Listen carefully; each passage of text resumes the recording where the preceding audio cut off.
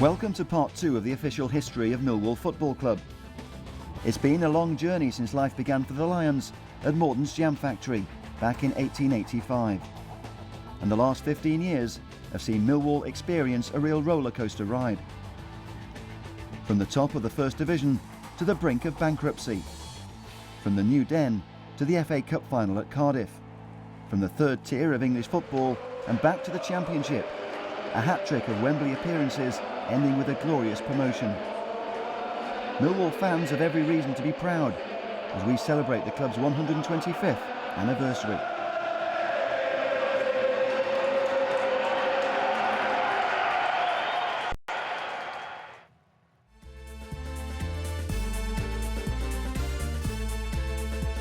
In the summer of 1995, Millwall had high hopes of reaching the Premier League for the first time. New arrivals Chris Malkin, signed from Tranmere Rovers, and Uwe Fuchs from Middlesbrough gave manager Mick McCarthy new striking options. While impressive wins in the FA Cup at Arsenal and Chelsea at the start of the year gave Millwall every reason to be optimistic. Do you feel outsiders are reluctant to give Millwall credit? That's a loaded question if I've ever heard one. There's no question. I mean, you know, you've heard this song, we've all heard it. No one likes us, we don't care. And I think when you first come to the club, you know, you find that a little bit sad actually that they sing that one. It's a bit the chip on the shoulder. Well, I've developed a chip on both shoulders, perfectly balanced I am now. No, they don't like giving us credit. I don't think they like to see us doing that well. But that doesn't bother me. It just spurs me on. I think it spurs the players on as well. In August 1995, Millwall hit the ground running to set the pace at the top of the First Division. With young, ambitious manager Mick McCarthy at the helm, the future looks bright. Nice little dummy, over it comes. Well, pick that one out. Chris Malkin scores on his debut. Well, we did want to get off to a winning start, especially having spent money and sold Andy Roberts. People were disappointed with that, and it was important, I think, that Chris Malkin, the new signing, came in and scored. The important thing was a win. Didn't matter how we played. First game at the Den, you know, for the 95-96 season, it was important to get a win, and that's what we did. McCarthy's men kicked off with 5 wins in the season's opening 7 matches. Millwall coming forward again. Oh, 2-1! Kerry Dixon, the supreme goal poacher. The match winner at Reading, Kerry Dixon, did it again when he scored the only goal of the game at Portsmouth. It was a near perfect start with 13 points from 15 to set the pace at the top of the table. Well, that win, I believe, coincided with you signing a new 3-year contract that must suggest you're very happy at Millwall. Allegedly. Yeah, I have signed a new contract. I mean, the terms of it and the length of it are for me, you know. I don't discuss my contract with anybody. But I signed a new contract. I'm delighted to have signed a new contract because I'm happy here. You know, there's been all sorts of speculation about it. You know, my only answer to that is we're top of the league, and I'm enjoying what I'm doing. A few weeks later, there was more enjoyment from McCarthy and his men in a League Cup replay at Goodison Park. Trailing 2-0, the Lions roared back in magnificent fashion.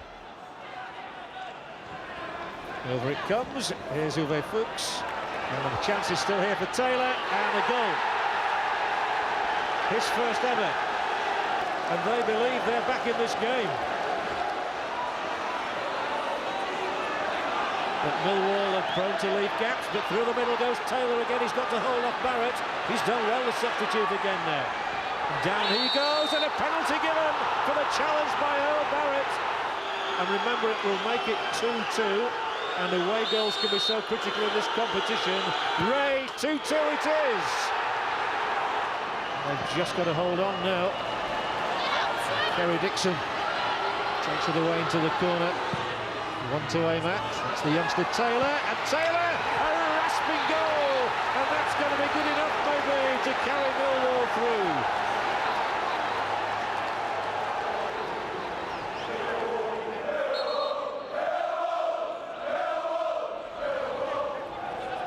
The ball clear again. Taylor onto Savage, one-on-one here. Savage might really round off Millwall's night. It's 4-2. Millwall are in the third round of the Coca-Cola Cup. Everton are out. It's another great night for Mick McCarthy and for Millwall. Another spectacular Premiership scalp to add to the previous season's cup exploits at Arsenal and Chelsea. Meanwhile, McCarthy's men pushed on at the top of the First Division. And that's good challenging by Jason Van Blurk, winning great possession for Millwall. Ray, a scything shot and a great start for Millwall. Alex Ray just loves this ground. He's scored here on the last 2 seasons and he's made it a hat-trick. Kingsley Black could be able to curl one in all the way here. He gets it right. He's the one you'd fancy with the left foot. And indeed it is Black, and indeed he does get it right. Bowery on the ball. Alex Ray with space on this side of the field. Bowery spotted him. Here's Ray. Now then, it's opening up. Chance for the shot, and he can shoot. Oh! Miller got his hands to it, but he couldn't keep it out.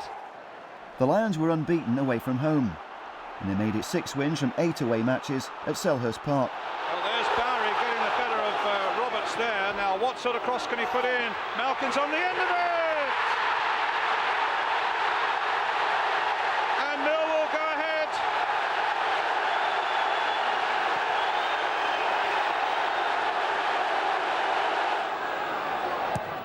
He's whacked a good cross in there, flicked away. Dean Gordon now with a great goal! Alex Ray is on the edge of the box. Fuchs, another 6-footer in there, curling in. And it's gone in! Well, Fuchs, I think, will claim it. It was a lovely feeling going there and winning. We had great support on the day. It was a good victory. November, and the Lions were looking a good bet to win a place in the Premier League. And it must surely be an equaliser. It's there. Kerry Dixon gets the goal that had been threatening. Low for Ray. He can really hit them, Ray. And it's a cross and it's in. It's a goal. Millwall take the lead.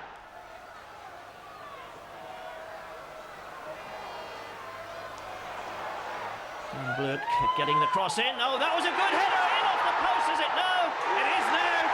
Oh, the first header hit the post. Chris Malkin there to sweep it in.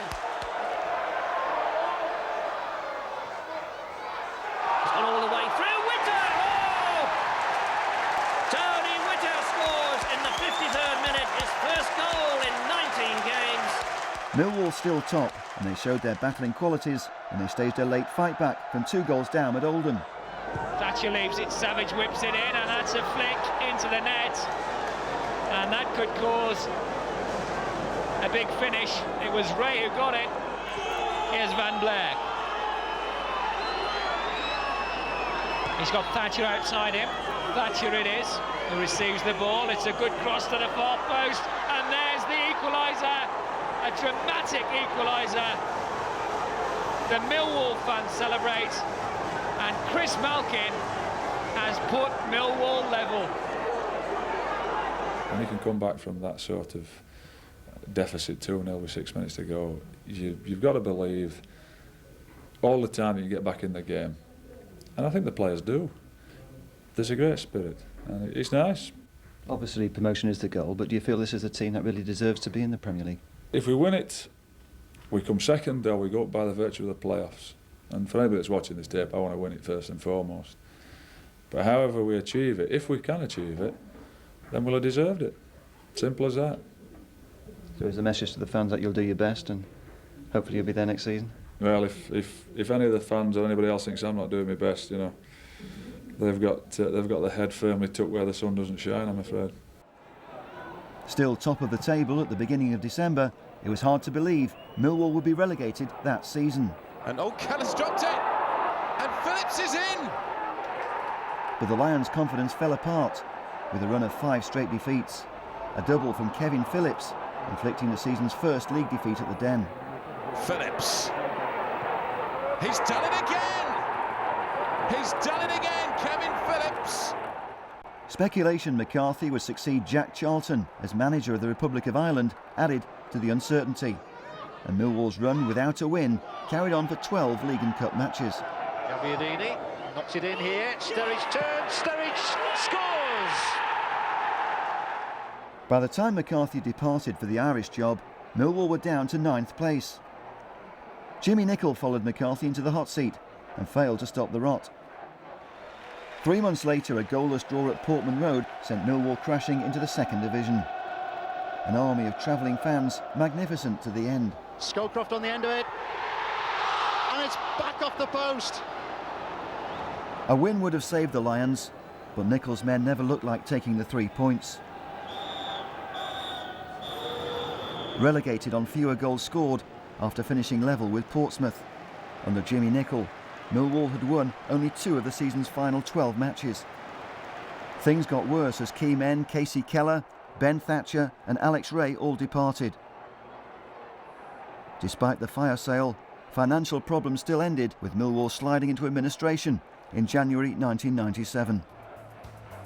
Nicholl departed and former boss John Docherty took charge. But Millwall failed to win any of their final 11 games to finish the 96-97 season in 14th place in the 2nd Division. Within days of the end of the season, a rescue package was announced. I knew all about football. I'd been in sports marketing business. I was chairman of a non-league club, and there was no way that I was going to get involved in a professional football club. It was lunacy, madness, unless of course it was Millwall. Some fans thought new chairman Theo Paphitis had in fact taken leave of his senses when he appointed Billy Bonds as his first manager. Yeah, Billy Bonds, when I told the rest of the board that I fancied hiring Billy Bonds, I said, what, you're going to hire a West Ham legend? You'll both be strung up. Actually, neither of us were strung up, and the fans were great to Billy and gave him every chance. But at the end, unfortunately, of the first season, it didn't work out, and we had to release Billy. In came the double act of Keith Stevens and Alan McCleary, 2 former players hell-bent on recreating their success with Millwall during the late 1980s.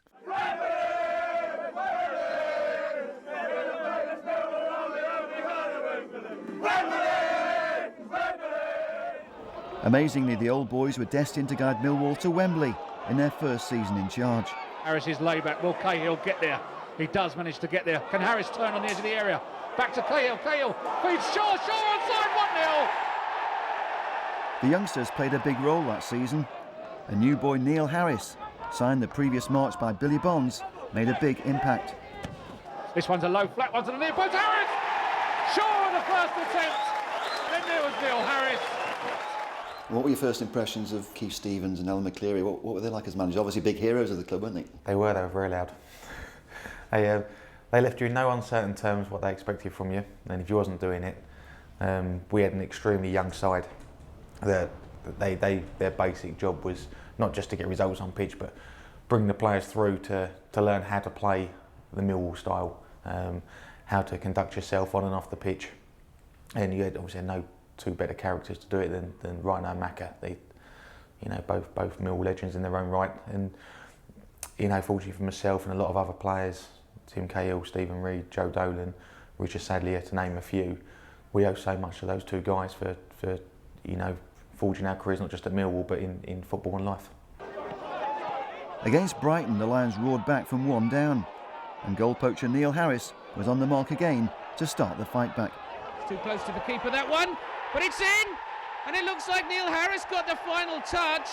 It was a cross from Gerard Lavin on the right-hand side.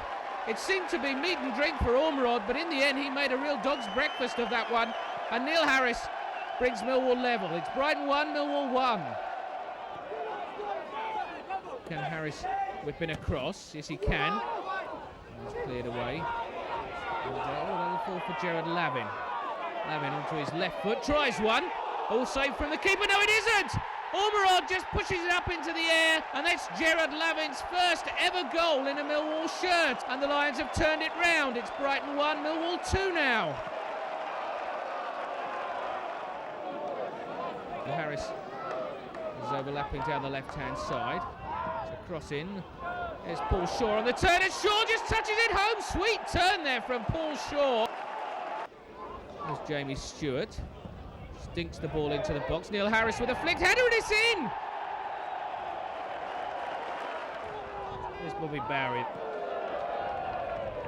Lavin on the overlap. He's had plenty of joy down this right flank this evening, for sure. Neat football from the Lions. Now, as Danny Houghton gets himself into a good position, and Houghton scores a 5th goal. Danny Houghton just on as a substitute for Neil Harris, and what an emphatic victory this is for the Lions in the end. At Bournemouth, it took an equaliser from Paul Shaw and then a miss by Mark Steen in the penalty shootout to send Millwall through to the Southern Area semi-finals. A dramatic win for the Lions, a penalty shootout victory. It's 4-3 on penalties after a 1-1 draw, and aren't they delighted? What a victory against the odds down at Dean Court for the Lions. Next it was back to the Den, where it was 0-0 after 90 minutes. Then Richard Sadlier's golden goal sent Millwall through to the area final. Has directed it back, the ball's bouncing around. It's a goal! Millwall goes through! Richard Sadler, golden goal time! 5 minutes, Millwall through to the final of the Southern Area of the Alto Windscreen Shield. True luck of Gillingham. The Lions were one step from Wembley, and Tim Cahill made the crucial strike in the first leg of the area final at the Den. Deep towards the head of Cahill, goes in there! Millwall taking the lead on 3 minutes! Tremendous header from Tim Cahill! A static defence by Walsall. It looks as if he was going to loop over, but Tim Cahill's header has gone into the back of the net. And Millwall's got the start they needed, and just what a start for Tim Cahill. Already knows that he's going to be missing the second leg through suspension. Millwall 1, Walsall 0. That keeps it in play. Walsall getting numbers forward. Good run from Rack. Still Darren Rack goes on into the area. Robertson's had to come. Will the ball be cleared? The referee's pointing to the penalty spot. A penalty conceded by Ben Roberts, but the Millwall keeper got it right in the end to keep that crucial first leg lead intact. The whistles, the boos go up for Poynton. Poynton comes up, strikes it. Saved by the legs of Ben Roberts. Marsh, Larrison. And there goes the full-time whistle. Millwall will go to the Bestcott Stadium with a 1-0 lead. You knew at that stage that you weren't going to be available for the second leg as well because you were suspended, so doubly important for you to really make your mark in that first game. Yeah, I suppose it was really important for me to make the mark, not only because I was losing my place in the second leg as one of the players in the team, but we all as a team did it together. Lavin. Out to Eiffel again. Now Eiffel's got another chance to see what he can do. And Millwall get the free kick. But a strange challenge that Eiffel knocked the ball past him. Whether or not he would have been able to keep it in play was a matter of conjecture. Free kick quickly taken. In for Harris. Harris pulls it back and Sadler getting his shot blocked. Comes to Sadler again. Millwall in front. Richard Sadler puts Millwall ahead.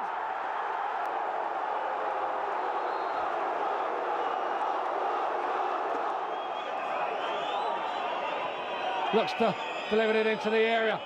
Vivesh with a header. The ball flicks into the back of the net as it. Walsall back in the game.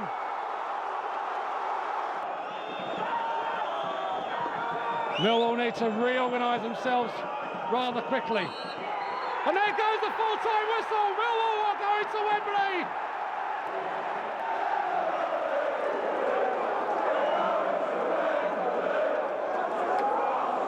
What about the kids you've got out there? I mean, a number of the players who were playing in this semi-final probably got 4, 5, 6 games under their belt, 18, 19 years of age.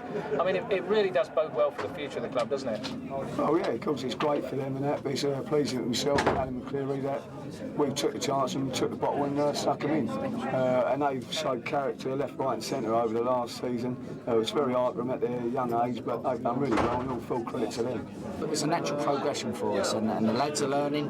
As you rightly say, our first year is unbelievable really that we can get to Wembley for the first time, you know, in a recognised fixture, and we're thoroughly delighted. It's going to take a while, I'm sure, to sink in, but just the thought of taking Millwall Football Club for a day out at Wembley in front of 70,000 fans, just think about it for 2 seconds now, and how do you feel having been at Millwall since you were, what, 14? Something like that. It's a bit worrying now because I've never thought of that. We never thought, you know, you see Millwall in the first division, but we did at some stage a few years ago. They never think to see more at Wembley, but today we have, and it'd be great for all the fans, the loyal fans who come and support you week in, week out. We made life a bit difficult for ourselves as normal, but then it's never easy at Millwall, and you just have to accept it. But we got there. The boys were incredibly hard. They were out on their feet at the end. They did brilliant, absolutely brilliant.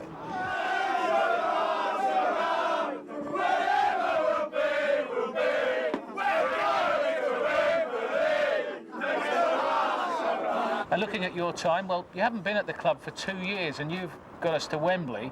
There have been people who have worked here for 30 and 40 years and have not had a sniff of it. What's the magic potion? I don't know, but I've got to find some more of it somewhere. Fantastic, absolutely fantastic. It's not just me.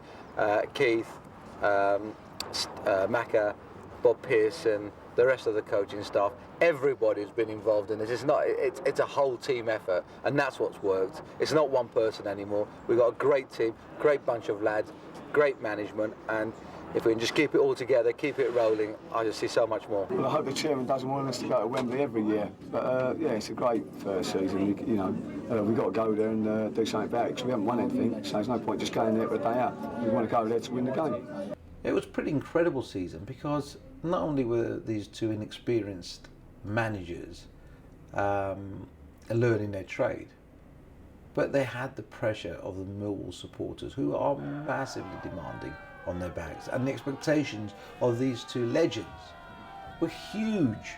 It really was a dream team. The dream team had to deliver. Okay, it was the Autobent windscreen wiper blade final, and we were robbed at the end, but what a day. Absolutely what a day. Great day out. Millwall at last at the old Wembley.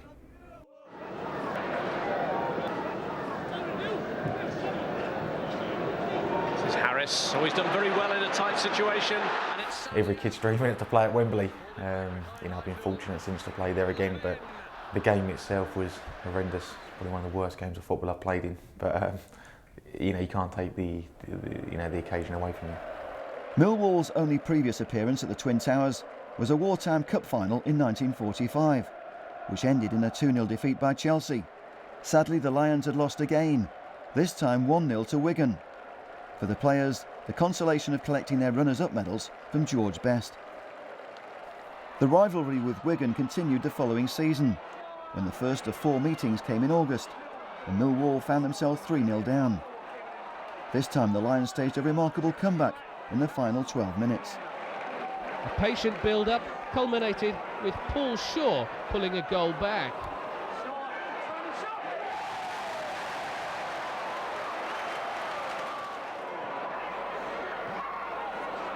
Paul Eiffel again involved in the build-up for the second goal, and it's his cross which leads to Tim Cahill's volley to make it 3-2.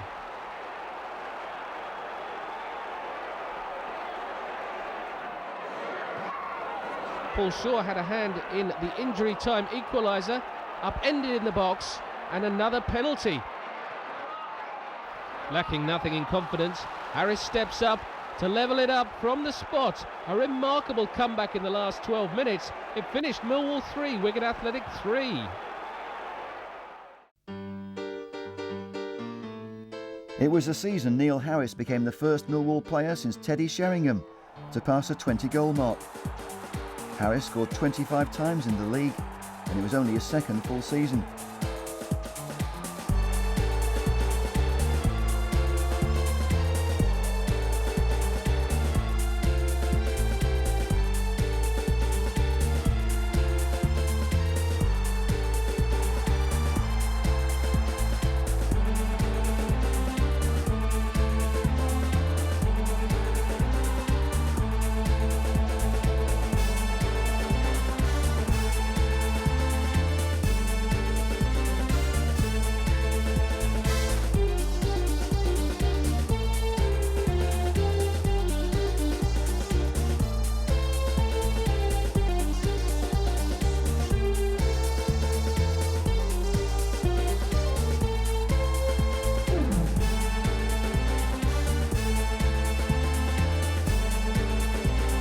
And the Lions' top scorer gave a masterclass in finishing to demonstrate why he's become such a hot property. His first goal was a right foot volley. The second goal followed a corner, and this time Harris hooked it home with his left foot. Goal number 3 was just a tap-in really, as the ball eventually broke to him. Good work there from Livermore. The ball coming back off the keeper. Oh, he did have to round the keeper and side put it in from a tight angle. Perhaps not anybody could have done that. A hat-trick for Neil, and well deserved. From day one, I just felt so comfortable. So at home playing in the first team at Millwall, the football, the way I played, just seemed to suit the club and the fans, and then being so vocal and letting you know what they expect suited my game. Another emerging star at Millwall was Tim Cahill. The young Aussie was still only 19 when the season started, and he was clearly a player with a big future, making his mark with 12 goals from midfield.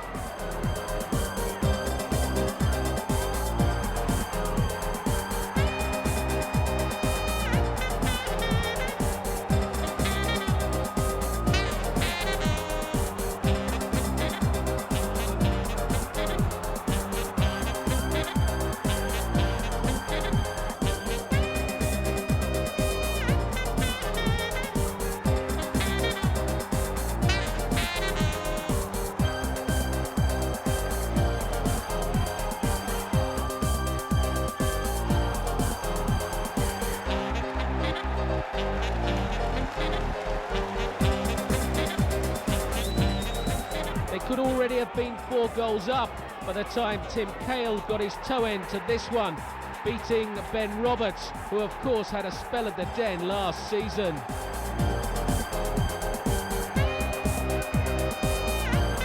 Cahill was now clearly back in the scoring groove, and he it was who made it 2 following this move down the left. Richard Sadler with an effort which was parried by Roberts, but who's there on the end of it? That man Cahill once more. Cahill scored his 12th goal of the season at Burnley, where the Lions clawed their way back from 4 goals down, but still lost 4-3. It was a similar story in the season's final away match at Preston, where Lucas Neal scored his first of the campaign as Millwall fought back from 3 down, but still lost 3-2. That meant the Lions had to beat Oxford in their final game and rely on results elsewhere to make the playoffs. Just 6 minutes were on the clock when Matt Lawrence served the ball up for Neil Harris to head home.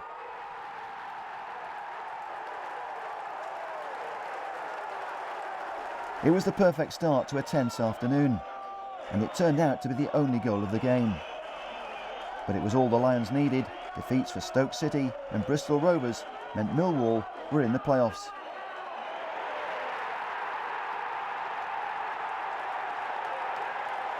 We knew today was a big game and we had to win it, and that's what we went out and done today, which is pleasing. Millwall had finished in 5th place, and that meant a playoff semi-final against Wigan. It was back to the Den a week later for the first leg. A year after losing out to Wigan in the Auto Windscreens final at Wembley, Millwall's hopes of glory were again frustrated by the Latics. It ended goalless at the Den. Moody's effort cleared off the line by Darren Sheridan, the closest Millwall came to scoring.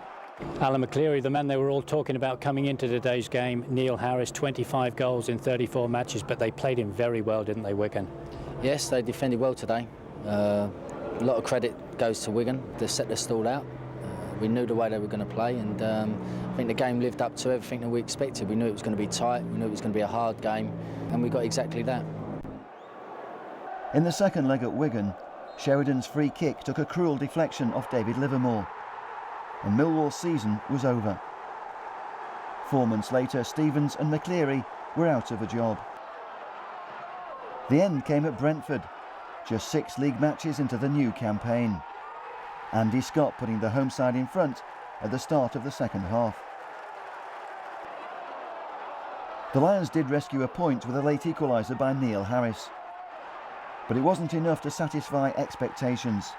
With Millwall languishing in mid-table, the board decided it was time for a change. It was a horrible decision to take, and I remember I gave Keith and Alan a job in my sitting room at home. And once I gave them the job, I did actually tell them, I hope you're never invited back here to be fired. And unfortunately, that's exactly what happened. So when I invited them back, they knew exactly what was happening. But we did part as friends, and they knew the time had come. It wasn't something that was unexpected. And both of them were absolute gentlemen, took it on the chin for the best interest of the football club. Steve Gritt and Ray Harford were placed in temporary charge for the Worthington Cup tie with Ipswich Town. And Millwall responded with an impressive 2-0 win. Paul Eiffel with the opening goal. The Lions wrapped up an impressive first leg lead in the final minute. Tim Cahill made it a winning start for Ray Harford and Steve Gritt, and the good form continued at Oxford. At that point I had already spoken to the chairman. I didn't know for sure I was going to get the job, but I came along to the Oxford game with my friend, and we sat up the back of the stand. You know, and my first thought was, you know, why do they need a manager, you know, sort of thing, because they obviously went out and trounced Oxford. Sam Parkin, within 2 minutes of his league debut, putting the Lions in front. He was on loan from Chelsea. Some woeful defending from Oxford helped Neil Harris to increase the lead.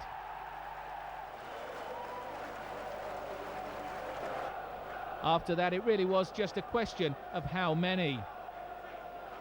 It was Harris on hand to turn it in and make it 3-0.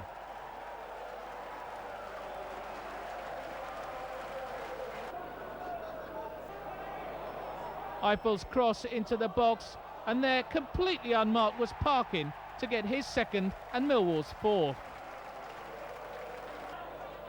Still, Millwall weren't finished though, and this time Neil Harris showed all his close control and dexterity to complete his hat-trick.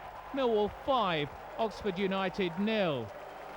So when Mark McGee came to watch the team in disguise and sat in the rosette, and on his way home he called me and said how much he enjoyed the game.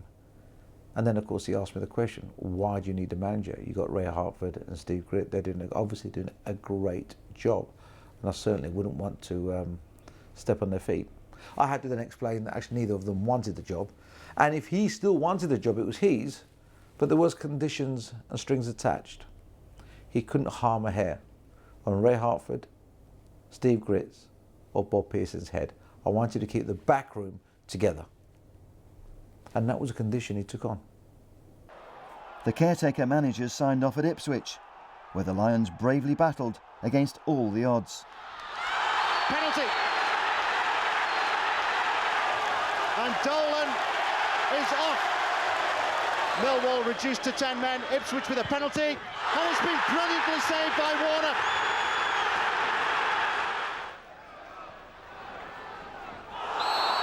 That was a reckless challenge on Titus Bramble. He's off. A straight red. Millwall reduced to 9 men. Even with only 9 men, Millwall went down fighting, and the spirit augured well for new boss Mark McGee, who was watching and waiting to take charge. A golden opportunity for Cahill. What fantastic stuff by Richard Wright. New boss Mark McGee took charge for the first time at Peterborough 4 days later and saw Joe Dolan give his new charges the lead.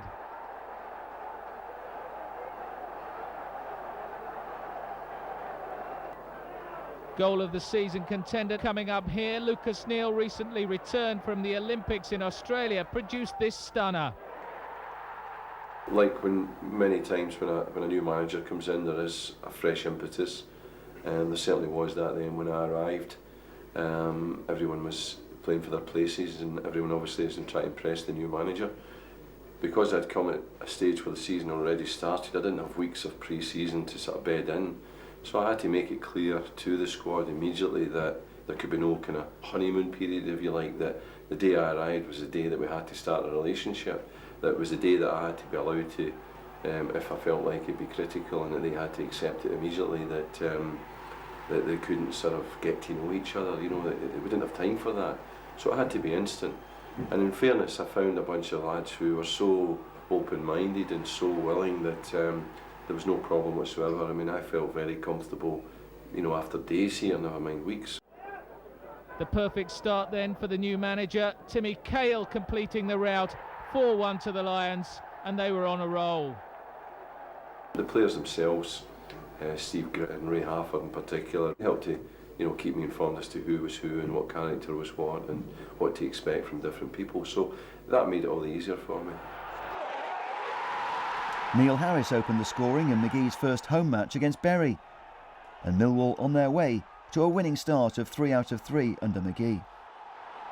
And there was Lucas Neal with a powerful header for 2-0. And Neil Harris was showing that he can also provide goals as well as score them. Dave Livermore with the glancing header into the back of the net. The fourth goal started deep inside the Millwall half. Long ball forward from Dave Livermore, and when indecision from the Bury defence on the halfway line led in Neil Harris, the finish was sublime.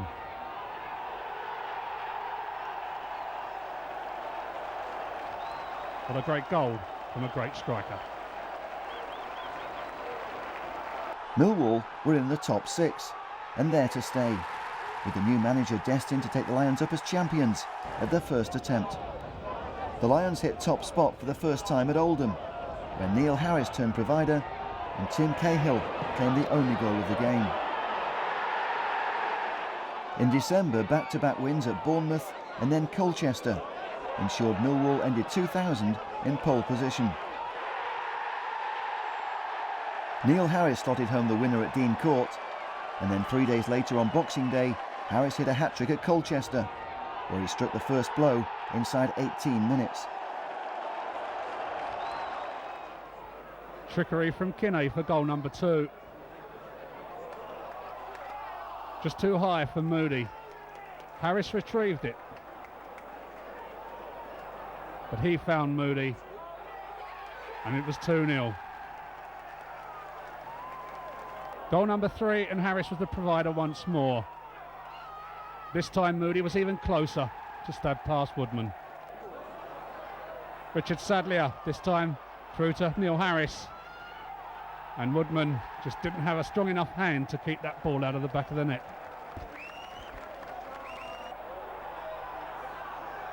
Colchester could only score through Robbie Ryan, putting it past Tony Warner. And Harris was to go on to complete a hat-trick. But I feel we're getting on the scoring act first. And Neil Harris steps up. And goal number 6. When Preston came in with £2 million offer for him, that was the season we got promoted. I had to sit down with Mark and say, look, wow, look at this, £2 million. And Mark looked at me and said, you do want to get promoted, don't you? And I said, yep. And I said, but we've got to talk to the player. And then Mark McGee said to me, well, what's your view? And I said, well, I'm going to move heaven and earth to keep him. As it happened, heaven and earth wasn't required, because when I sat down with him, he pointed out that he was due a new contract anyway, because he was just on the verge of achieving his next goal. And he knew he'd get that in the next few weeks. He said, so why do I want to go anywhere else? I said, that's it, finished now. Conversation over, we continue. When Millwall finally ended their jinx against Wigan Athletic, they knew they were on the right track. It all started when Neil Harris set up Paul Moody for an early opening goal. This was to be Mood's day. Neil Harris with the cross, Mood stretching to put the Lions 2-0 up. This incident probably wasn't the turning point. Millwall already coasting to victory when Simon Howarth stamps on the back of Tim Cahill and is about to get his marching orders.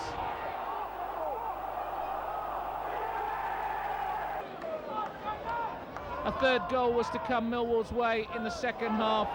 Moody the man to score it, a hat-trick for him, setting up a first victory over the Latics in 7 attempts. The Lions were never out of the top 2 in the second half of the season. Tim Cahill's spectacular strike settled this local affair with Brentford. Millwall's midfield star making a habit of scoring important goals. Cahill was again first on the score sheet in the top of the table showdown with Rotherham. This time the Lions ran riot against a team destined to push them close all the way to the finishing line in the race for the title. Stephen Reid made it 2-0. There was no way back for Rotherham when Alan Lee saw red after a late challenge on Reid. Then came a double from Steve Claridge, who made it 3-0 when he followed up Richard Sadlier's effort against the bar to claim his first Millwall goal. Claridge, brought in on loan by Mark McGee after a brief spell as manager at Portsmouth, followed that up with one of the goals of the season. It was just such a magnificent performance. The football we played, you know, it's what Mark's been trying to get the team to do, and I think to a degree we've done it for most of the season, but I just think everything fell into place on that particular day. I think we proved everything that we are the best team in the league. Like, we battered them 4-0. Like, so after that game, I think everyone was delighted with the performance. The whole 11 team, it was unbelievable on that day. That's probably our best team performance of the year.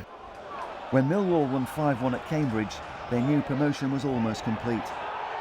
It was the night Paul Ifill scored a spectacular hat-trick, and the Lions moved within 1 point of automatic promotion, with 2 matches still remaining. That made it 4-1, and the best from Ifill was still to come. A left-foot screamer completed Millwall's ruthless demolition of the home side.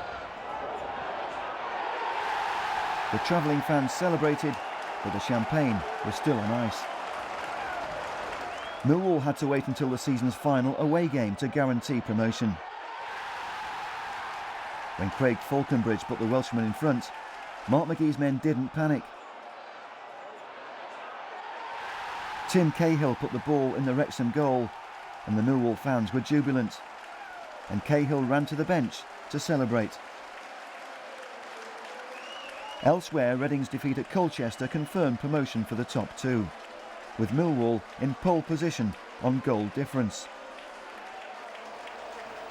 The celebrations were rounded off in style on the final day of the season. A real party atmosphere with 18,500 fans at the Den. The perfect end to a glorious campaign. To go into the last game of the season knowing that if we won the game we'd win the league, you know, it was a sellout at the Den. Oldham had nothing to play for, and to win 5-0 and be so comfortable was a great celebration. When you fight so hard for something for a long period of time, to achieve that is fantastic. The result was never in doubt from the moment Harris set up Paul Moody for the opening goal midway through the first half. That was Moody's 13th goal of the season. Moody through ball to Harris, one-on-one situation here. Harris tries a little dig, and Harris has scored! Neil Harris makes it 2-0, and surely the Lions now are on their way to the championship trophy. In the second half, the Lions put the icing on the cake. First came a run from Harris that set up goal number 3, a thunderbolt from Stephen Reid.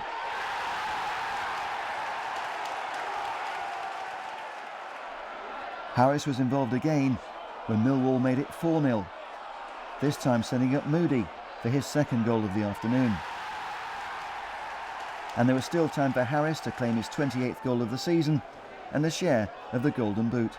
Can the Lions really finish the job in some style? Ball played deep, looking for Bertram, who's made a great run. Bertram takes it in his stride, really perhaps needed to get a shot away, goes down. It's a penalty! It's a penalty as Bertram goes down. So Neil Harris in injury time at the end of this game. Can he make it 5? Harris scores it! And Millwall wrap it up here at the Den. It's Millwall 5, Oldham Athletic 0. The Lions round the season off in style. They have landed the Second Division Championship trophy. This has been a magnificent party. This has been a magnificent afternoon. And that is the final whistle. And the Lions are there. The Lions are promoted. The Lions are the champions.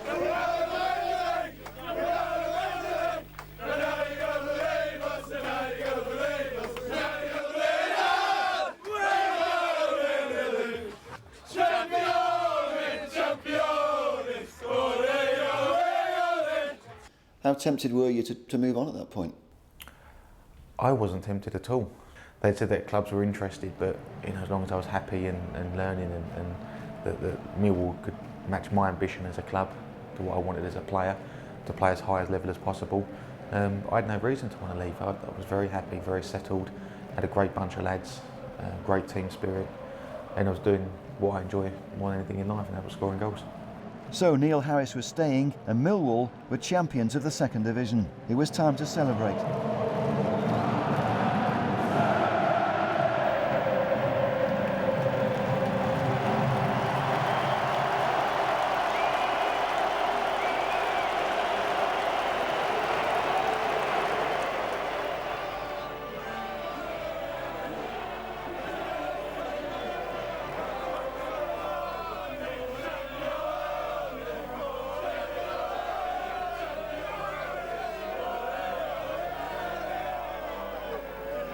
A few short weeks after these joyous scenes came a shock announcement that rocked everyone at Millwall Football Club. Neil had just hit his last target with me and got a brand spanking new super duper contract. That was one of the best contracts, well, it was the best contract I'd ever given to anybody. So I was so pleased and he was ecstatic. So you can imagine when I'm on holiday that summer and he picks up the phone and calls me. I'm thinking he just wanted to have a chit chat. But I could tell in his voice something was wrong. I knew something was wrong. And when he told me, it was earth-shattering. At the age of 24, Neil Harris had been diagnosed with testicular cancer. A shattering body blow for a young man with the world at his feet. I was just achieving everything in my life that I wanted, just one promotion. I was very, very, very settled. And when we dealt with news like that, looking back now, I realise how fortunate I was to be involved at a club, and this club in particular, who was so good with me. And I was in no better hands and at no better time probably. I was young, fit, and had the willpower to want to come back. Remarkably successful treatment meant Harris was only out of action for a few weeks. In his absence, the Lions made a triumphant return to the First Division. Faced by Kenton. Livermore's cross. Eiffel's turn. Eiffel's ball in. Claridge, Cahill, Claridge! Old dog, same old tricks. 11 minutes into a new season, and Steve Claridge, aged 35, is off and running again. The atmosphere was terrific, and the team started like a house on fire, really, and won the game, ever so convincingly. Ryan was strong. Mackay's header out. Reed's hit! Fabulous goal! Absolutely terrific from Stephen Reed. He is the player of the moment at Millwall, and you see in microcosm there just why.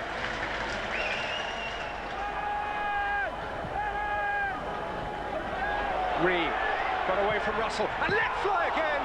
Good saving goes Cahill. The game is Millwall's. It's the opening day they dreamed about. Happy days. It's only August, chaps.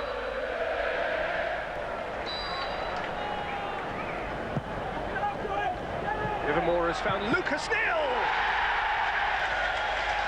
Belting hit from the fullback, and Millwall's wonderful day is crowned. A spectacular win at Crystal Palace was Millwall's only other win in the opening 6 league matches. This is a chance for Sadlier. Right on the stroke of half-time, Millwall lead.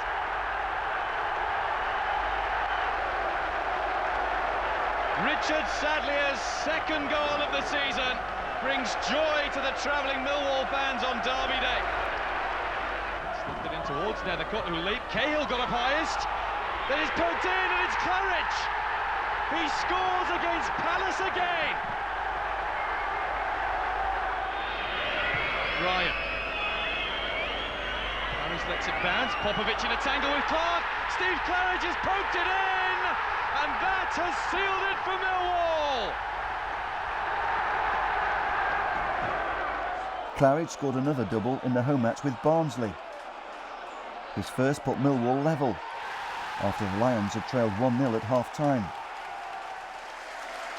But the real story was the remarkable return of Neil Harris, just 2 months after being diagnosed with cancer. His return inspired the Lions' late rally, Claridge putting Millwall in front.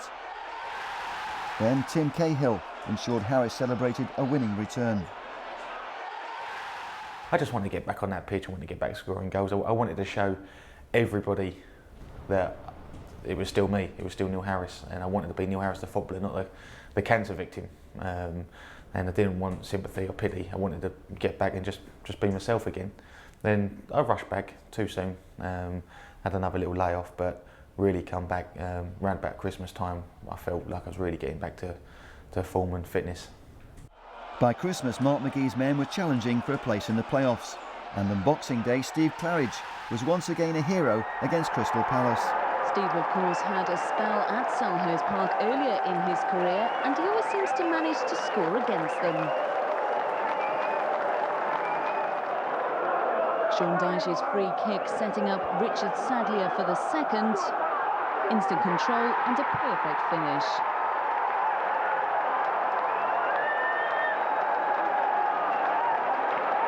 Third was soon to follow. Neil Harris down the right-hand side. His cross making Sadler's task easy. Millwall always looked a good bet to make the playoffs at least, and a season-defining win at Watford would end in pure emotion. The New Year's Day treat at Vicarage Road began with an opening goal from Tim Cahill. Then came real drama in the second half. A long ball from Sean Dyche forward. Richard Sadler beaten in the air, but the ball eventually breaks to the big Irishman, and his persistence pays off as he lashes home the second.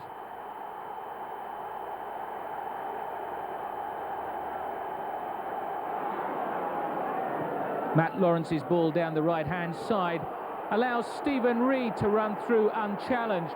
He picks his spot, and it's 3-0. Shell-shocked Watford managed to get themselves a lifeline. Nordin Wuta involved in the set-up play, and eventually it's Heider Helgeson who supplies the finish.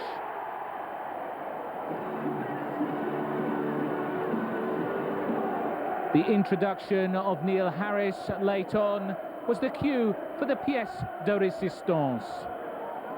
Harris picked the ball up deep in his own half. He looked up and he ran.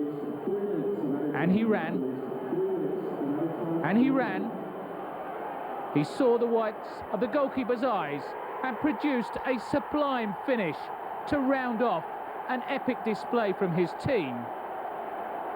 And this was probably the defining moment of the whole season. That iconic moment is a moment of my life, my history, that will stay with me and my family. But I think for my teammates and every Millwall fan at the game and the ones who weren't there, I think it's one of those moments people remember, and to be lifted up on your teammates' shoulders, there's no bigger accolade than that, than your peers lifting you above them. It was a fantastic moment, and one I'm extremely proud of. The Lions were in good shape to make the playoffs, and they hit the top three when they fought back in a dramatic showdown with promotion rivals Birmingham. Mark McGee had been sent to the stand, and Millwall trailed 1-0.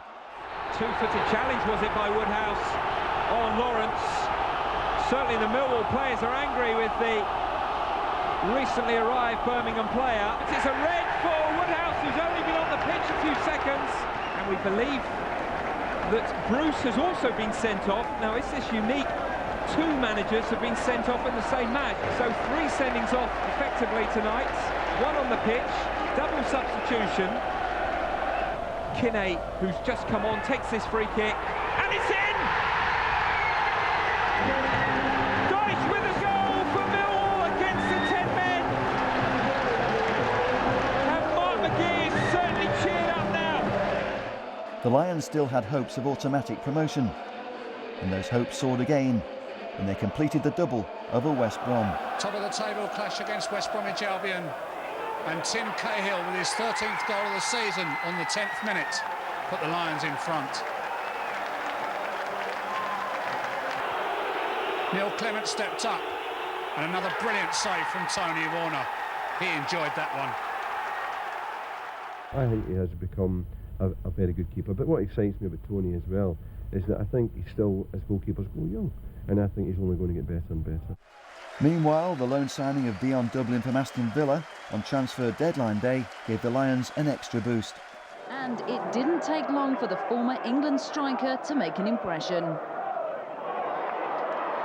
Ronnie Bull began the move which led to the opening goal, and when Paul Eiffel pulled the ball back, Dion Dublin was there to ram the ball home. The Lions won their final 3 matches to make the playoffs. Steve Claridge landed the winner in the final away match at Coventry. But injury ruled him out on the last day of the season, and Neil Harris stepped in. After Grimsby had made it 1-1, Harris edged Millwall back in front. The assist by Dion Dublin, who'd scored the opening goal.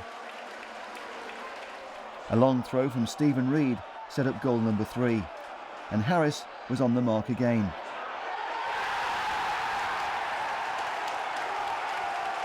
Millwall's win meant a 4th place finish and home advantage in their second leg of the playoff semi-final. The Lions looked a good bet to reach the final when they staged a fight back in the first match against Birmingham. And this is Carter, Granger, no offside, go! Brian Hughes! Cahill in the centre, Dublin! 1-1! And Millwall have got an equaliser 10 minutes from time. Away from home, we coped with it very, very well. We played some good stuff at the time. We competed. When we went behind, our heads didn't go down. We kept believing in what we were doing, and we got the equaliser. You know, I would rate it as highly as any performance that we've had since I've been here. You mentioned the support, the crowd. Do you also feel that there might be a slight advantage for us is that we've achieved so much this season with our league position, nobody expected us to, that we will have that little bit of less pressure on us? No, absolutely not. It's something that really gets to me, that is when people say we've got less to lose than Birmingham and Wolves. What a load of rubbish. Why the hell shouldn't we? Now, why does it mean any less to us than it does to them? We're here now, we're here on merit. Let's go and finish the job, let's go and do it. I will be more disappointed than the whole of Birmingham if we don't get up into the Premier League, I promise you. So don't tell me that it means more to them or they've got more to lose. We've got every bit as much to lose as anybody, and we're here now. As I say, we're here on merit. Let's go and finish the job and let's get where we should be. No lack of desire among the players then, but fate was not on Millwall's side. Granger with this corner, and this was to prove decisive. A header clear there, Paul Eiffel unable to make contact, and as the ball is returned to the far post, Birmingham City have a man over. Stern John with the easiest of tasks to score. There was no time for Millwall to recover, and their season ended in cruel, cruel fashion. It was disappointing, but, you know, it wasn't disappointing to the point where I could have any criticism. You know, they gave it their best shot, and they were beaten in the last minute by a goal that, you know, just left them no time to get one back. You know, I was disappointed for all sorts of reasons, but I'm also very positive, you know, and I'm not prepared to dwell on it. I believe that, you know, this season has been a successful season, and it's the next stepping stone in a progression that is being on here for the last 4 or 5 years. The fact that we didn't make it this year for me is irrelevant. We will have another go next year. But the new season began with a real shock. Millwall thrashed 6-0 by Rotherham. It was the Lions' biggest home defeat since 1948, and a puzzling setback for manager Mark McGee. The same players last year who were prepared to die for each other, but it wasn't there today, and I don't believe for a minute that they've lost their football ability. I don't believe for a minute that I've lost my ability to inspire them. It was match number 6 before the Lions finally managed to win. Steve Claridge quick to pounce on a sloppy back pass for goal number 1.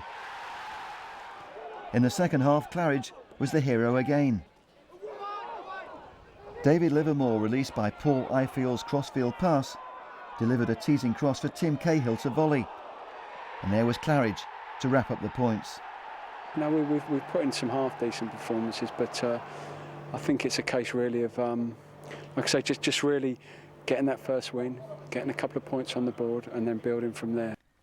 In September, Dennis Wise signed for Millwall and made a winning debut in a 5-goal thriller at Coventry. The Lions fought back from 2-1 down to claim their first away win of the season. Neil Harris with the winner 5 minutes from time.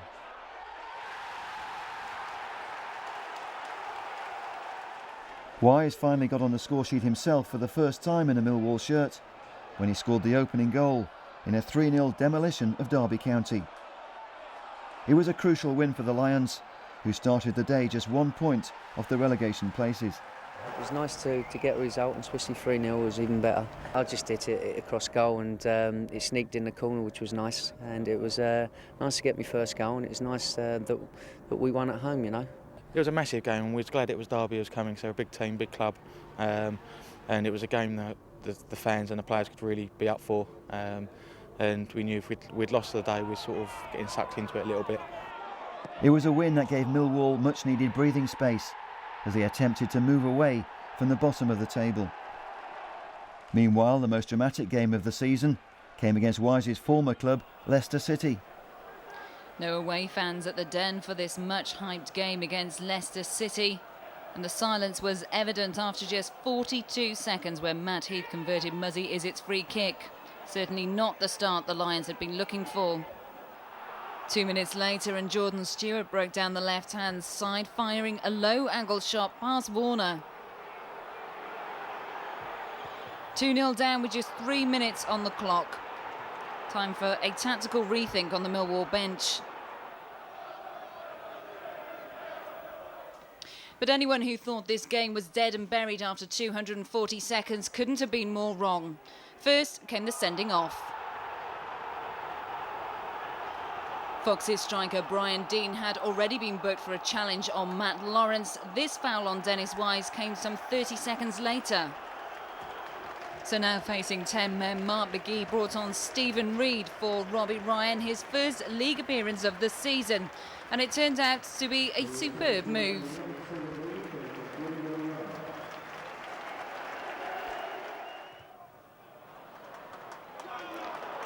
Five minutes later, and Andy Roberts' shot was blocked by Ian Walker. Claridge failed to capitalise on the rebound, but Reedy was waiting in the wings to slot the ball home, his first goal of the season. And Millwall back in the match with 27 minutes on the clock. The hard work finally paid off. Ben May using his strength to lose Frank Sinclair. To set up who else but Dennis Wise, a perfect finish for the midfielder who'd left Leicester just a matter of months earlier. And the excitement didn't finish there. Deep into injury time, and Matt Lawrence was judged to have fouled Trevor Benjamin in the area.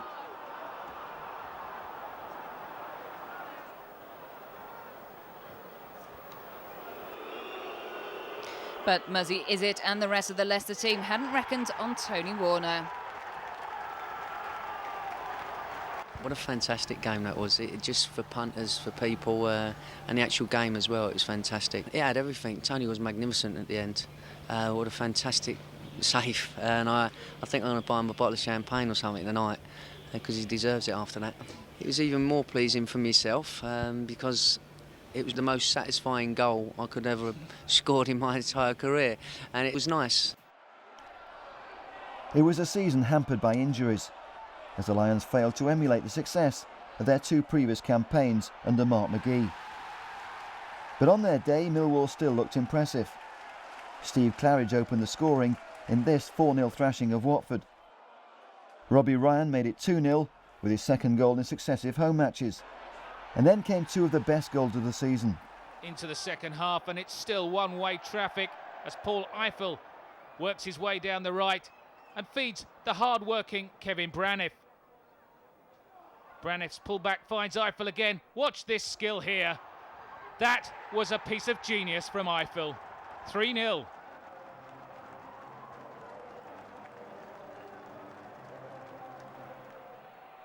Peter Sweeney now took over on as a substitute. He doesn't score many with his right foot either. That was a beauty. Sweeney, another product of Millwall's impressive youth academy. And he'll remember his first senior goal for a long, long time. Millwall did make a late surge up the table, winning 6 of their final 8 matches. A run that began with 4 straight wins. A screamer from Stephen Reid, kicking off an impressive 3-0 success over Sheffield Wednesday.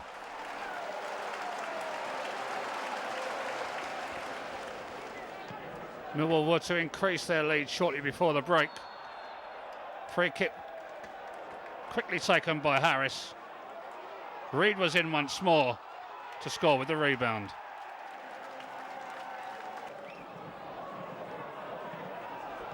The Lions were to wrap the points up in the second half. Paul Ifill causing problems, and he just got up off the floor to score.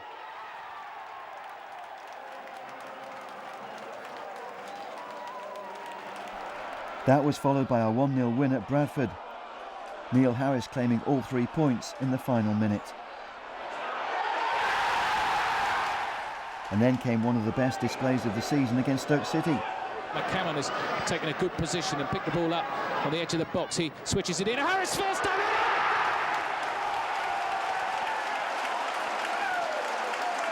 And it's just knocked square there by Williamson. Now Andy Roberts has taken it. Dennis Wise wins a strong tackle in midfield and he's beavering away. Roberts in there snapping away. Oh, tackle comes in from Staniuk right through the back of Neil Harris. Quick free kick taken. The referee's allowed play to continue. He was going to think about pulling it back by Roberts for Livermore. Livermore drives in. Livermore! Oh! Right-footed goal and he's buried it.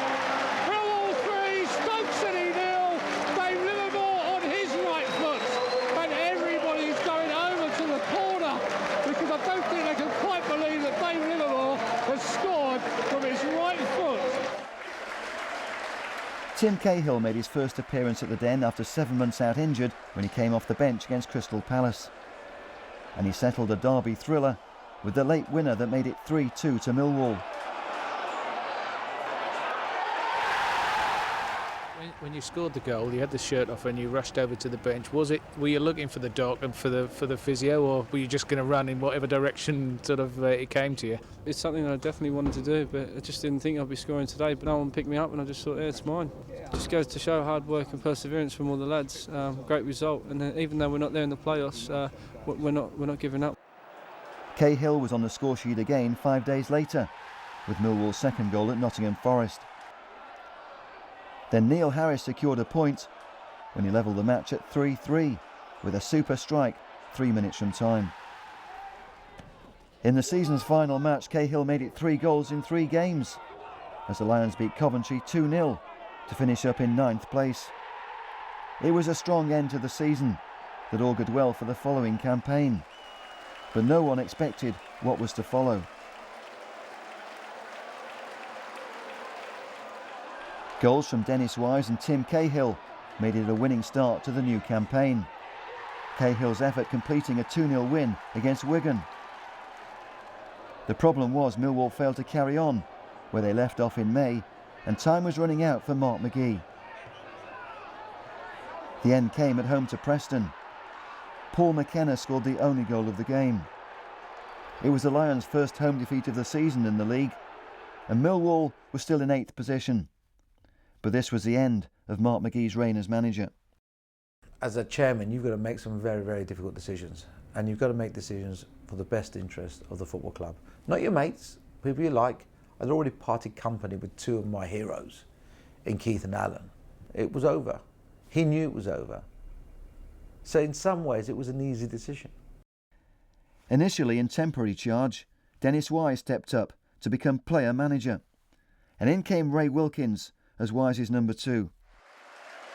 The double act got off to a winning start, but it was a bizarre afternoon for caretaker manager Wise, who left himself on the bench because he wasn't fully fit. We were playing Sheffield United, they were top of the division. And I said, you sit next to me and we'll talk. I want to hear what you've got to say. I won't do a lot of talking, you do the talking. I need to get to know you. And the team were playing it out their skin. Let's see what happens from this corner to be taken by Andy Roberts. Slightly different one this time. Ward's up there. Ball might break up for Eiffel. Has he got room for a shot? Low drive. What again? Eiffel, it's yes! Paul Eiffel into the back of the net. Oh, Paul Gerrard. I was so chuffed and pleased. And then he says to me, right, I'm going to put myself on now. I said, turn around, don't be so stupid. One, you're unfit. Two, leave it. They're doing really well. And I turned away from him again, watching the game. And then I said, what do you think of... He'd gone. He'd gone, he'd disappeared. And I could see him, he'd gone down to the touchline. I couldn't believe it. Anyway, how was it? I shook my head. I was not best pleased. He went on the pitch. 30 seconds later, he put in a tackle. 10 seconds after that, he was sent off.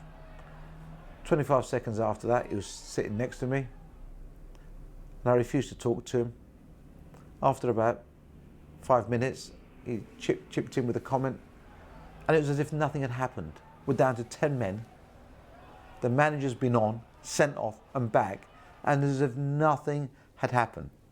What did happen, of course, is we won that game 2-0 and really didn't look back. And Millwall thoroughly deserving the win. There's Dennis Wise, who's full of joy, coming on to shake hands and give everybody a big hug, but he'll be immensely frustrated by his dismissal. The new management team was soon installed on a permanent basis, and the partnership was destined to take Millwall on a famous cup run that began with a 2-1 win against Walsall.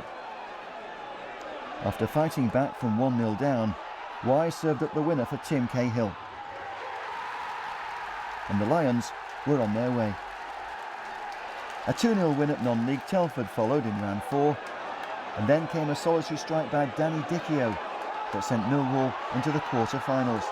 Cross comes in again. Here's Dichio looking, and there's the opening goal, and it's Danny Dichio who gets it. It was a brilliant cross from Kevin Muscat, and Danny Dichio comes booming in with a header past Jensen. Play continues. The referee blows, and Millwall, for the first time since 1985, are through to the quarter-finals of the FA Cup. Dennis Wise, the player-manager, was proving an inspired appointment. I played under him earlier on in that season, and he's a very, very good manager technically and just tactically a lot more astute than perhaps people would give him credit for. He's got that winning mentality that's makes him the person he is, and he breathed that into the lads. You could see why he'd been so successful at the top level for so long. Meanwhile, in the Championship, Millwall hit the top 6 thanks to a stunning finale against Rotherham. It looked like the Lions had squandered 2 points when they conceded a 90th minute penalty. Up steps Proctor, and he scores straight down the middle. It's Millwall 1, Rotherham 1. A last-minute equaliser from the penalty spot for Michael Proctor. But then came a dramatic injury time winner. Elliott sides it off to Sweeney. Peter Sweeney needs to get that ball into the area. Lifts it up to the back flank. Cahill! Timmy Cahill has deserved that goal! It wouldn't be the last time we'd see the young Australian race down the touchline without his shirt on. In March came the FA Cup quarter-finals, and Millwall the underdogs, after being held to a goalless draw at the Den. But Millwall were backed by a marvellous travelling support at Prenton Park.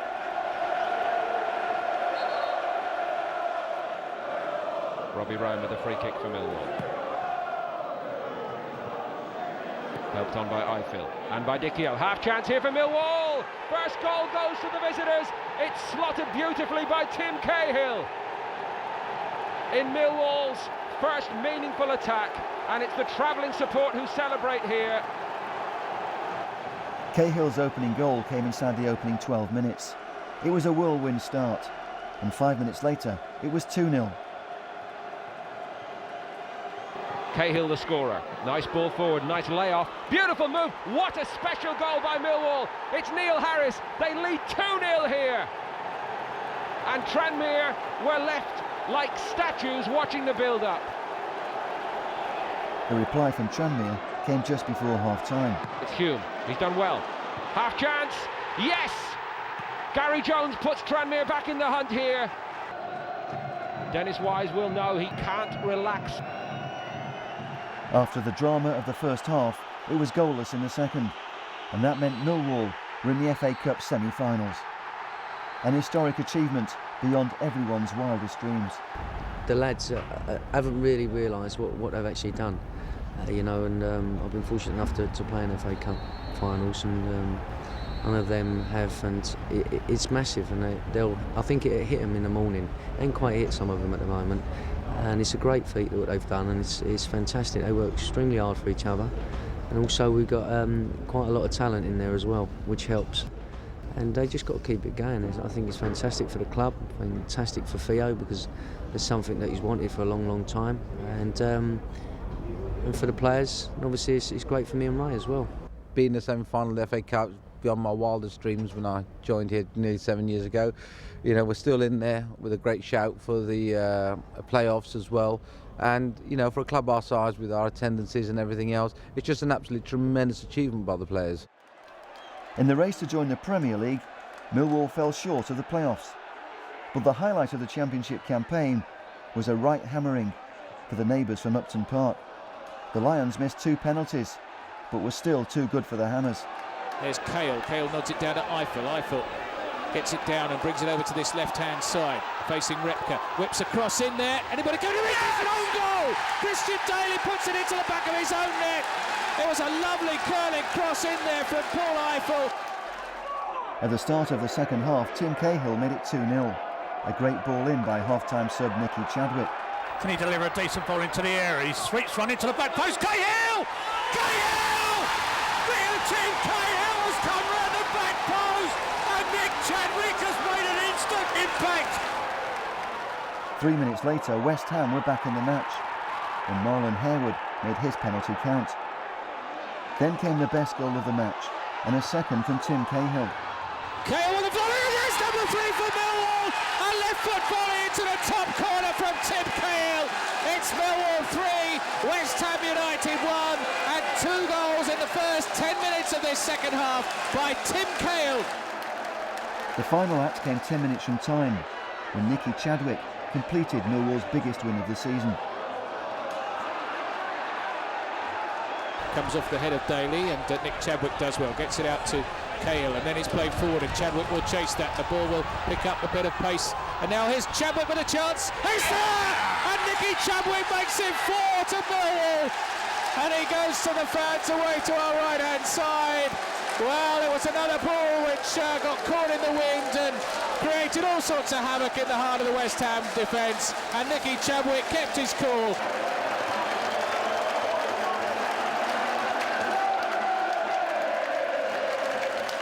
A fortnight later, the Lions were heading for the Theatre of Dreams, for the biggest match in their history so far. At stake, a place in the FA Cup final and European qualification. When the draw came out, Millwall versus Sunderland at Old Trafford, we all started to believe, because the other semi-final, of course, was Manchester United versus the Arsenal, and they'd drawn each other. We'd beaten them twice before in the league, and we fancied ourselves to beat them again. The only thing that was going to beat us was the occasion. It's no disrespect to Sunderland, but it's only Sunderland. It's not Man U, it's not Arsenal. It's a first division clash, and 1 goal was going to win it. This was Millwall's cup final against Sunderland at Old Trafford. We said that if we can win that'd be the time for the party, and then, you know, we've got a big day out to look forward to. An FA Cup final against Manchester United awaited the winners of Millwall's showdown with Sunderland, the team managed by former Lions boss Mick McCarthy. The moment that mattered came midway through the first half. Now it's Eiffel for Millwall. Good block by Poom. Cahill!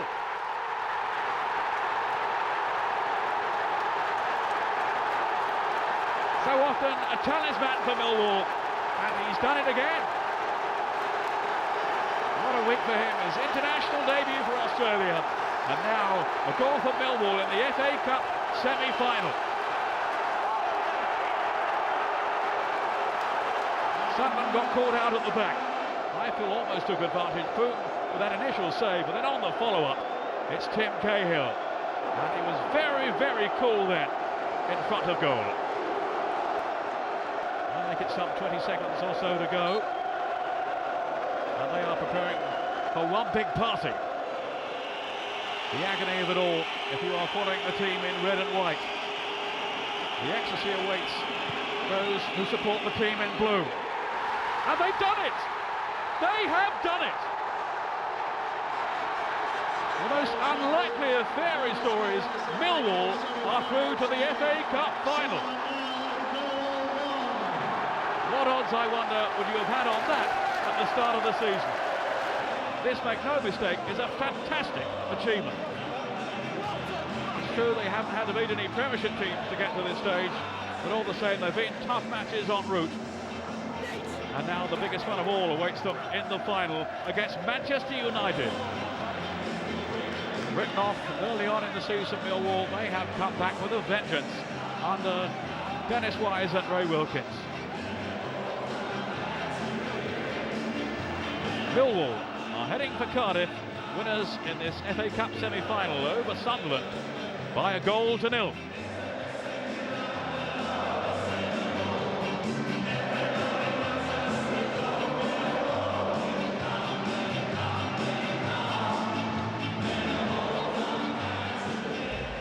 The people that were here, they were fantastic, and I'm proud of every one of them. I'm proud of every one of them lads as well. They were fantastic today, and it's great for Theo. I think it's fantastic for Theo. You know, he's been waiting for something like this for a long, long time. He's put his money where his mouth is. He's kept the club going, and full credit to him. You know, and he's pinching himself. He can't understand it at the moment, and it's great. And I think a lot of these lads are pinching themselves at the moment. But we're there. We're in Europe. We're in a cup final. It was strange actually, because none of the players have actually been in that. So I think there was only Dennis and myself that had been in a winning dressing room in a semi-final before. So they didn't really know how to react to it.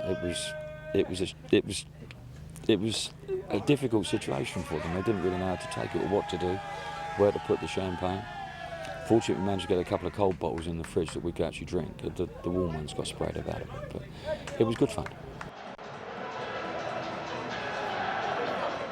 And the fun continued on Cup Final Day in Cardiff for 21,000 marvellous Millwall supporters who enjoyed their once-in-a-lifetime experience at the Millennium Stadium.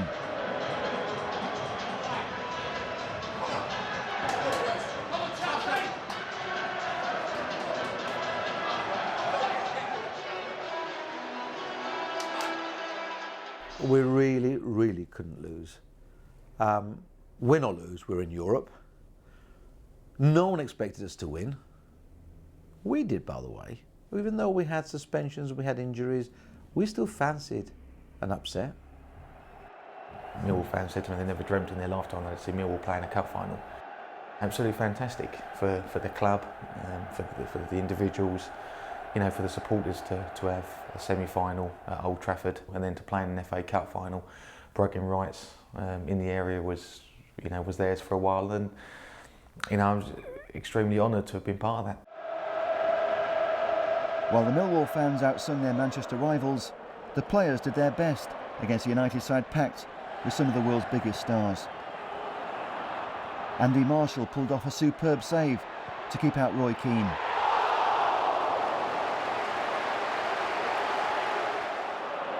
But the Lions' resistance was broken a minute before half-time when Cristiano Ronaldo headed the opening goal. Luck wasn't on Millwall's side when David Livermore thought he'd made contact with the ball in a challenge on Ryan Giggs. Ruud van Nistelrooy converted the ensuing penalty. There were shades of offside when Van Nistelrooy completed United's victory.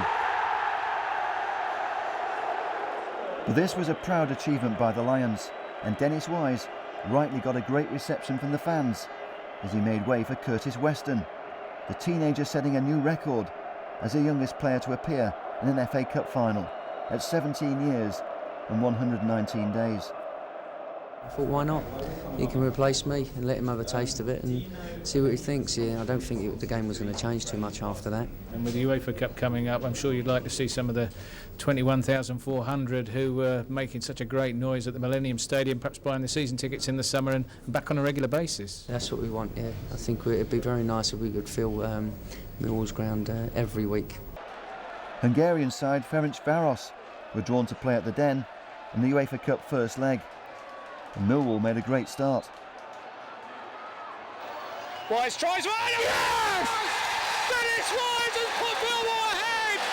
Millwall 1, Ferencváros 0, and it has to be Dennis Wise to score the first European goal for the Lions, Dino. Absolutely brilliant. What a great free kick. Might have taken a little bit of a deflection. Doesn't really matter. It's in the back of the net. Goalkeeper Leos Souch, no chance whatsoever. And as you said, Adrian, that is no more than Millwall deserve. Lipsy tries one, and Graham Stack can't get there, and it's in the corner, and that was the away goal that Ferencváros wanted. In the second leg, Millwall were heading for their first competitive match on European soil. Sadly, the trip to Budapest wasn't a happy one for Millwall supporters, for reasons on and off the pitch. Well, there was lots of more headlines about Millwall into Europe and what would happen, and unfortunately our first foreign adventure did turn out to be a disaster in more ways than one. We lost the game, but unfortunately we were playing Ferencváros, which were a well-known, difficult club with difficult supporters, and several of our fans ended up in hospital. And for me, I remember it for all the wrong reasons. But hey, Millwall made it into Europe. When can we say that again? Morris, and now Wise. Millwall just stringing one or two passes together here. 2 minutes of added on time in this first half, and there's a bit of space here for Jody Morris to centre. Who's inside the penalty area? It won't fall for Eiffel, it might fall here for Dennis Wise! Millwall have pulled one back. Millwall's European adventure was over, but the final aggregate score was reduced to 4-2 when Dennis Wise scored his second goal of the tie. I don't normally stand here after games and give our lads too many compliments, I've got to say, but that second 45 minutes I thought we were absolutely outstanding. We really took the game to them. We played the game in the way the game should be played, aggressively, quick. We passed the ball, we made chances, and I thought the second half we were absolutely outstanding. In the league campaign, the Lions finished in 10th position that season. Graham Stack's penalty save from Micah Hyde ensured a point in the goalless final match against Burnley. Theo Pafitis had already announced he was stepping down as chairman, but the post-match press conference revealed another big-name departure. My future at the football club is that I've stepped back down as manager today, after today's game. I feel that I've let the new chairman get on with what he needs to get on with. He's made it quite clear to me that he would like a fresh start. So I think it's only fair that I give him a fresh start. And I came in with Theo. And I'm going to go out with Theo. Dennis met with me last week and told me his views. It was very important to him that the chaps, the players and the fans and everybody else got the best out the club, and he felt that by staying on, he had a year's left in his contract, he felt by staying on it wasn't necessarily in the best interest of the football club. In times to come, we're going to look back on these years that Dennis has delivered to us and the team with great fondness, and there will be halcyon days. I'm sure they'll be part of history that none of us will want to forget and will keep repeating in the pub and everywhere else for many, many years to come. The departure of Wise and Pafitis triggered a period of musical chairs in both the boardroom and the manager's office. Steve Claridge was the man new chairman Jeff Burnage chose to replace Wise. There'll be plenty of people, probably a few sceptics out there, but hopefully the majority will give me the opportunity to do the job. But I've been engaged to do, and I'm really pleased and proud to be given this opportunity. I got that feeling when I met him on Saturday. I got the feeling I've been waiting 4 or 5 weeks to feel, which was this man's got the qualifications, he's got a feeling for the club, but most of all he's got a burning desire to have this job. When I got that feeling, I think I found my man. But Burnage resigned 2 weeks later, and Claridge found himself out of a job, just 36 days after being appointed manager. The new season hadn't even started. In came Colin Lee as the new boss, with only days to prepare for the new season. With several key players also departed, including skipper Kevin Muscat, Paul Eiffel and Danny Dichio, it was no surprise Millwall made a slow start to the new campaign. It was mid-September before the Lions secured their first win. The managerial merry-go-round continued when Dave Tuttle took charge, assisted by goalkeeping coach Tony Burns.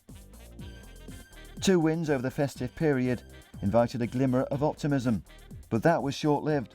Millwall were in a relegation battle, and the match that really turned their season came against Sheffield Wednesday. Tony Craig will take this corner kick. He'll swing it in under the goalkeeper's crossbar, and it's in the back of the net. The keeper's made a mess of it, and Millwall are ahead, and I think it's direct from the corner, and Tony Craig is going to claim the goal. The goalkeeper, all he managed to do was push it into the back of his own net. They're complaining, the Sheffield Wednesday defenders, that the goalkeeper was fouled, and the celebrations are continuing for the goal, but the referee's given a free kick. And nobody can quite understand what's going on, and Millwall could get caught out at the other end. There are all sorts of players forward. Millwall are way out of position because they think they've scored. That's bad refereeing as Alan Dunn. And Alan Dunn has to head it off the line at the other end. Ball in again once more, and it's in the back of the net at the other end. And Sheffield Wednesday have scored. So Millwall's goal was disallowed. The Millwall players thought he'd given a goal. They weren't back in their own half. Sheffield Wednesday have been allowed to go up the other end and bundle the ball into the back of the net. And that is controversial in the extreme. The Lions never recovered from that setback, and relegation was confirmed at Southampton. Alan McCleary took temporary charge for the final 2 matches. A win at home to Burnley at least gave the Lions the consolation of avoiding bottom spot. Over the summer there were more changes in the boardroom. Meanwhile, the new manager was Nigel Spackman, another former Chelsea player, with experienced coach Willie Donachie joining his backroom staff. But the Lions made a shocking start to the season, picking up just 5 points from the opening 10 matches. Pulls into the penalty area. Oh, Millwall in trouble here. Shot comes in, and Northampton Town have taken the lead. And where did that come from? When Millwall lost 1-0 at home to Northampton, Spackman had to go, and Donachie stepped up to take the top job, initially on a caretaker basis. These were desperate times. A Boxing Day defeat at Brentford would have left Millwall bottom of the table, but this proved the turning point as the Lions stormed to a 4-1 win. The win at Brentford sparked a dramatic change of fortunes, boosted by the return of Neil Harris, re-signed from Nottingham Forest during the transfer window. There's no doubt in the fact I've played my best football for this club, and wherever else I've gone, I've not felt so much at home and so at ease. So that was a big part as well. I had unfinished business to come back to try and break the goal scoring record and win things. And as a player, and certainly the older you get, the more you realise it's about success and about winning and being part of a successful team. And to come back, I wanted it from a personal note for the goal scoring, but I wanted it for team success as well. In his second match back, Harris broke Teddy Sheringham's club record of 94 league goals. Donachie had turned it round. From a team facing relegation to a side playing like promotion contenders, the Lions climbed up the table to finish the season in the top 10. Meanwhile, off the field, the club had major new investment. An American consortium led by John Berylson, who would soon be stepping into the chairman's role. No matter where you go in the world, there's a 50 to 75% chance someone has heard of you. Not necessarily for the reason you want, but it gave us an opportunity to improve that a little bit. But I still like the edginess of the team. I don't want to take that away. I think it adds some luster to us, and combined with playing well on the pitch, I think it's the personality of the club. And I think you can't, if you take the club's personality away from them, it's like doing a lobotomy on somebody. There's no one left. If we changed Millwall and everybody was having what I'm told are prawn cocktails at Arsenal kind of thing, it wouldn't be Millwall anymore. I think the fans have a certain sense of humour with this theme tune. No one likes us, but we don't care. I wish I'd invented it. I love watching everybody and actually I've seen in the States people have used it now and they don't even know what they're quoting. Surprisingly, the revival started by Donachie hit the buffers at the start of the new season. A crushing 4-0 defeat at Carlisle left Millwall bottom after the opening 10 matches. Willie Donachie was out. In came Richard Shaw and Colin West in a caretaker role. The newly installed chairman had his first big decision to make. Kenny was the first call I made, and obviously the last call I made. Kenny gave me a very good sense of who he was very early on, and at one time I was actually home in Boston and he was at his home, and we had about a 3-hour conversation on the phone. He was telling me he was not going to come, but you could hear his perspective of managing, which was basically, he's not the player's friend, he's their manager. I'd ask about halftime adjustments, what do you do? What do you do about substitutions? What do you know, all the things you should be asking. And it was clear that I was dealing with a very disciplined football mind. At the time they were fourth from bottom of League One, and I genuinely felt that the club had potential to improve on that. And when I met the chairman and the board of directors, I had confidence that we could step forward.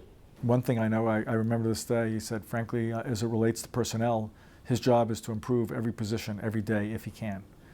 And that could be the best player you have. If you can improve the best player you have every day, do it. And I think I agree with that. Being and playing and coaching in and around this area, I'd seen Millwall have several very good teams, and thought that we could do it again. Kenny Jackett's appointment was confirmed in the first week of November. Jackett kicked off with a win in a tricky FA Cup tie at the home of non-league Altrincham. But the real challenge that first season was staying in League One. Jackett achieved his goal in the penultimate match of the season at home to Carlisle. I was very concerned about not being relegated because I think I could have lost Kenny as well. I don't know if he would have stuck around. I'd always said to him that, although I've always given him long-term contracts, but I've always taken the perspective if someone doesn't want to be here, I don't want him to be here. Millwall's not a prison, it's not a jail, it's a club. If you want to be part of the club, we'd love to have you. If you don't, go next door. And same with Kenny. As long as he wants to be managing here and he's doing well, he's here. So that, in fact, if that had worked against him and he wanted to leave, I'd have let him go. Because I think that's the only right. You have to treat people properly. So, but he's obviously stuck around. I think if he does well here and keeps driving us up and making a better team of us every year, ultimately I think he could go down in history as one of England's great managers. Every season there's been progression. Like I say, he came in, it was a difficult time. The club was very unstable at that time. It had a long succession of managers and chairman, and it was reflected on the pitch with the performances and where we found ourselves. But since the gaffer's come in, he's built steadily. In Jackett's first full season in charge, Millwall were destined to challenge for promotion. Once the Lions joined the front runners, they stayed in the top 6 for most of the season, with 2 notable wins against promotion favourites before Christmas. Martin running into the area. Martin! It's there! Can they make one pay? They play a short one this time. That's not a good ball back from Lewis Grabban. Laird will play it deep in there. Harris is looking for it! And he scores! It was just the quality of it, and Leeds are making an absolute pig's ear of this. Oh, now Harris with a chance here to make it 3, and he has! And that's it for Millwall! It was dreadful defending by Leeds United, and Neil Harris picks his spot into the far corner. In January, Neil Harris finally broke Teddy Sheringham's all-time goal-scoring record. It was Harris's 112th goal for Millwall. To be the #1 of all time, as I got closer, is something I wanted so badly that the harder I tried, the tougher it got. And to now have broke the record from Teddy Sheringham, the player he's been during his career, and to extend it means everything to me. And just want to keep scoring the goals to take it further and further away. The 250 travelling Lions fans must have been contemplating setting off on the long trip home early, but super sub Neil Harris gave them 3 reasons to hang around.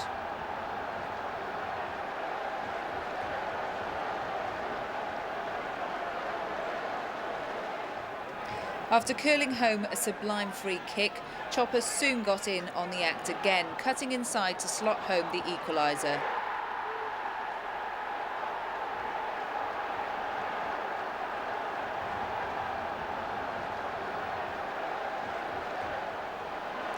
It was in danger of becoming a one-man show as he pounced on a defensive error to complete his hat-trick in 11 short minutes, turning the game completely on its head.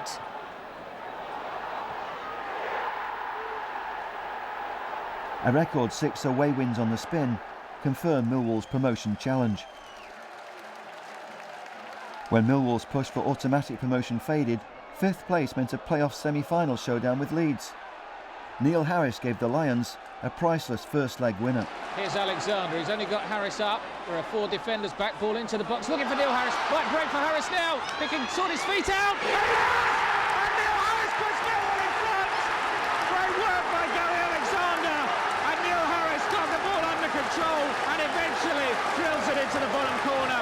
It's Millwall 1, Leeds United 0. In terms of standout games, you know, the Leeds semi-final were, you know, two massive games, very tight, terrific games. The atmosphere at both the Den and Ellen Road in those, you know, playoff semi-finals were you know, special ones, and, you know, ones I'm proud of as a manager. And, you know, particularly getting through against a club as big as that was, you know, was some achievement. In the second leg, Kenny Jackett's men showed the character they needed against a Leeds side roared on by the home support. Jimmy Abdu's late equaliser sent Millwall to Wembley. Plenty in the middle here for Millwall. Taking it very close to the byline, but still gets his cross in. Oh, they've scored! Jimmy Abdu has scored the goal that could well send Millwall to Wembley. Yeah, big performance. You know, great penalty save. And when they got their goal, it really looked like they were going to push on. But to be fair, we got one back. Terrific cross. Lewis has pulled it back, and, you know, Jimmy's got on the end of it. And in the end, it's made the difference. Yeah, it was a tremendous game. I mean, 7 minutes of injury time, but big performance to come to Yorkshire and win by ourselves. Oh, it's unbelievable. When they scored, I just thought, oh, here we go, like, you know. But we managed to dig in, and I always felt we could score. And it was when we got a chance. I don't even know who scored, but whoever it did, unbelievable. I think it was Jim, was it? Brilliant. But no, it's great to come up here and get a win and get to Wembley. Whitbread with a header. Alexander tries an instinctive volley. Oh, what a goal that is! That is one of the greatest goals you will ever see at Wembley from Gary Alexander to put Millwall level. And just look at these fans. They are going absolutely potty. Gary Alexander's wonder goal wasn't enough. Scunthorpe fought back from 2-1 down to leave the Lions devastated. Out of all the playoff games that year, it was probably the best one, which is, you know, absolutely no consolation when you lose. But, you know, we had to make sure that the following season we built on that, and, you know, we didn't fall away from it. And, you know, I had good backing then from, you know, from the board and from the supporters. It was back to the drawing board. But Millwall were more determined than ever to achieve their goal. And the Lions continued their good record against the top teams. Automatic promotion looked out of the question at the start of 2010. But the Lions closed the gap on the top two in a storming second half of the season. The shot comes in and it's in the back of the net, and it wasn't Houlihan. It was knocked in there by the number 16, Chris Martin, the man who was fouled on the edge of the box. He has got the option, he just throws it short. Now, here's Scott Barron in towards the edge of the area, lays it back, will come all the way out to Tony Craig. He could get a shot in, and Tony Craig has scored! Took a bit of a deflection, but Craig it is, and levels it up for Millwall. Into the back of the net, it's Millwall 1, Norwich 1. In it comes, and there's the header from Harris, and it's in the back of the net, and Millwall are ahead! Neil Harris with the goal! Well, what a quickly taken free kick. Hackett curls the ball in, and Neil Harris with his 13th goal of the season. At Ellen Road, Millwall struck early with a beautiful team goal. Just 10 minutes on the clock when Steve Morrison tucked home his 6th goal in 4 games to open the scoring.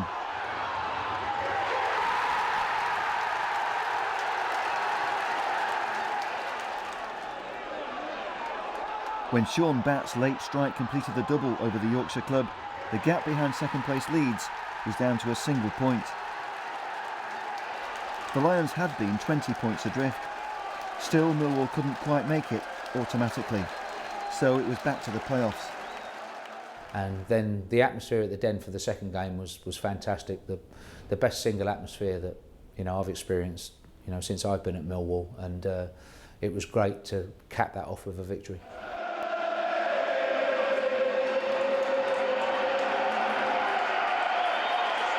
It's Craig.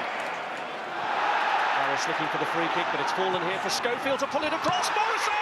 1-0 Millwall! It's Barron's corner. Robinson! And surely that is it! I felt I'd missed out on the year before as well. I'd been injured and it cost me my place in the team at that time, and I was involved, I was on the bench, but it was hard not to play a full part. And then this year I knew that when the opportunity came along I was going to grab it with both hands, and thankfully we did so. So it was back to Wembley and the chance to celebrate the club's 125th anniversary in style. Once again it was Captain Fantastic Paul Robinson who stole the glory.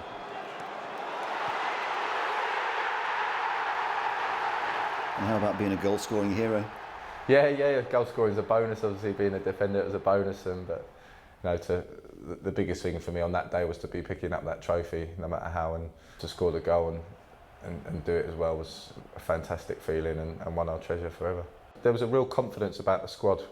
We knew what was coming. I think last year we maybe enjoyed the occasion and enjoyed the achievement, whereas this year we knew it was time to work. It was business, and we knew that we were there to win. And so Millwall are back in the Championship. A perfect way to celebrate 125 years.